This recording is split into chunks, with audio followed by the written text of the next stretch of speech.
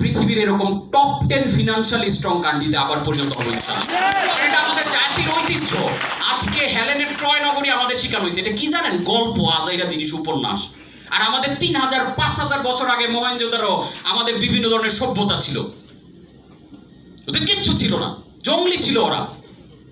সেইখান থেকে ওরা নিজেদের ট্রান্সফর্ম করে যদি পৃথিবীকে লিড দিতে পারে, ওরা কি ট্রান্সফর্ম করছে দেখেন, আপনি শুনলে অবাক হবেন। পৃথিবীর প্রথম মানচিত্র যদি দেখেন, এখন যে দেশগুলোর উপরে দেখেন না, ওরা মানে দেখেন কিভাবে পৃথিবীকে লিড করে। মানচিত্র এখন আমরা যেটা দেখি যে ধনী দেশগুলোর উপরের দিকে দেখা যায়, বাকিগুলোর নিচে। মানচিত্র এইভাবে আবিষ্কার হয় নাই, আমরা উপরের দিকে ছিলাম, ওরা দুনিয়ার উপর মানচিত্র ঘুরাই দিছে। তোমরা নিচে থাকো, আমরা উপরে। মানচিত্র তো যে কোনো ভাবে রাখলে একই থাকবে, কিন্তু আমগো নিচে দিছে কারণ আমগো টাকা কম। চিন্তা করে দেখছেন? আমি বিশ্বাস করি আমরা যেভাবে যাত্রা শুরু করছি, আমরা মানচিত্রকে আবার ঘুরাইতে পারবো। কনফিডেন্ট আমরা তৈরি করতে পারবো আমাদের মধ্যে। কারণ খেলা তো ব্রেইনের ভাই, শক্তির না। তো কিন্তু কুস্তি লড়তে হবে না। আমার হয়তো শারীরিক শক্তি নাই, ব্রেইনের শক্তি দিয়ে তো সবকিছুই করা যায়। ওরা একদিন ব্রেইনের শক্তি দিয়েই তো করেছে। আপনি চিন্তা করে দেখেন, পৃথিবীর এমন কোনো জাতি নেই বাংলাদেশে ব্যবসা করার জন্য আসে নাই। কারণ আমরা ওই সময় সমৃদ্ধ ছিলাম, আমাদের জিনিসপত্র চুরি করেই ওরা ধনী হয়েছে। তাহলে জাস্ট আমরা কিচ্ছু করতে চাচ্ছি না, এগুলো ফেরত আনবো, আর কিছু না। তার আগে যেটা হইতে হবে, আমাদের তল্লাবিহীন যে ঝুড়ি, আমরা যে দুর্নীতি করি, আমাদের যে প্রত্যেকটা চিন্তার মধ্যে অসততা, এই যে ফিলোসফিগুলো আমরা মানুষের মাথায় ইনস্টল করে দিচ্ছি। সিম্পল, এগুলো ইনস্টল করে দিলে আপনি অন্যভাবে শিখবেন। তাহলে ব্রেভ আসলে তাহলে ফাইনালি কি করতেছে? আপনাদের যদি জিজ্ঞেস করা হয় আপনি কে, আমাকে যদি কেউ জিজ্ঞেস করে আমি কি বলি জানেন? আমি আমার নামই তো বলি। আপনি কি বলেন? আপনার নাম বলেন না? তুমি কে, বাপের নাম কি, ওইটা। এই যে কে জিজ্ঞেস করলে বলি, আমাকে জিজ্ঞেস করলে আমি কাঞ্চন বলি। আমার এই আপনার কোচ কাঞ্চন, এটা কেমন নাম? হ্যাঁ, আপনার পুরো নাম কি বলেন? আমি বলি মোহাম্মদ ইলিয়াস কাঞ্চন। এটা বললে অবাক হয়, ও নায়কের নাম। একটা ছোটবেলা থেকে এই নাম নিয়ে যে পরিমাণ প্যারা খাইছি, মানে আমার নানা ওই সময় জানেন ইলিয়াস কাঞ্চন বেজের মেয়ে জ্যোৎস্না খ্যাত ব্যাপক পপুলার ছিল এবং বাংলাদেশের ইতিহাসে সর্বাধিক জনপ্রিয় সিনেমা।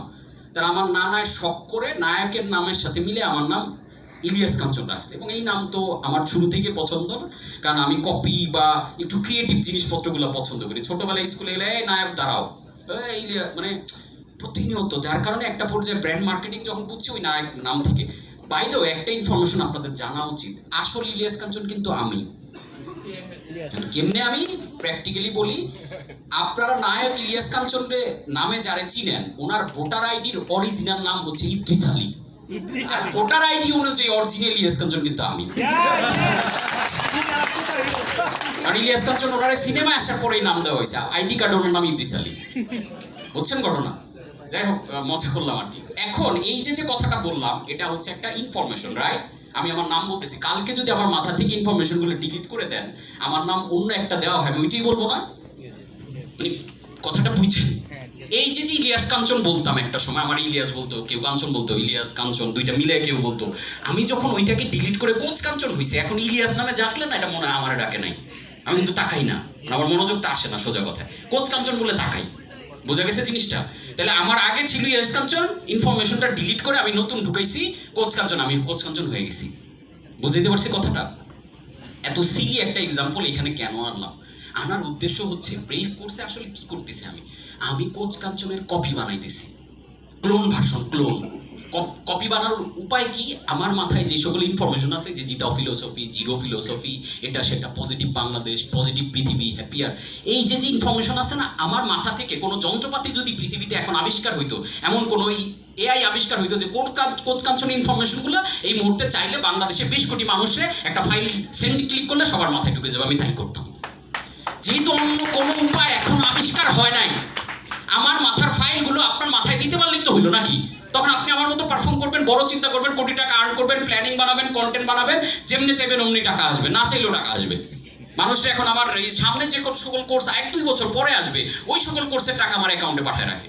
পরে কই যে আমি ভাই মইরা টুরে গেলে এইগুলোর হিসাব কে রাখবে? মানুষজন মাসে মাসে আমার টাকা পাঠায় হুদাই, বিকজ অফ স্যার আপনার নেক্সট কোনো কোর্স আসলে ওইটার জন্য আগে পেমেন্ট করে রাখলাম। চিন্তা করে দেখছেন, বাংলাদেশে যেখানে একজন আরেকজনের টাকা খাপলায় নিতে পারলে খুশি, আর এইখানে এইভাবে দেওয়া শিখছি আমরা, এইভাবে আমরা মানুষকে জিতাইতে শিখছি, এই প্র্যাকটিসটা। তাহলে আমরা ব্রেভ কি? এটা কি আমরা কি করি? এটা একটা পেন ড্রাইভ। ব্রেভ কি? একটা পেন ড্রাইভ। আমরা কি করি? একটা ফাইল পেন ড্রাইভে নিয়ে আবার আমার কম্পিউটারে ট্রান্সফার করি, রাইট?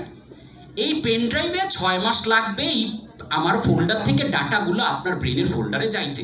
ইনস্টলেশন প্রসেসে মাঝখানে 6 মাস লাগবে, ওই 6 মাস পর এটা ঢুকে গেলে আপনি আমার মতো, এই যে যারা কথা বললো স্টাইলটা একটা ভাব পাইছেন না, একরকম একটা কোচ কাঞ্চন স্টাইল ভাব আছে।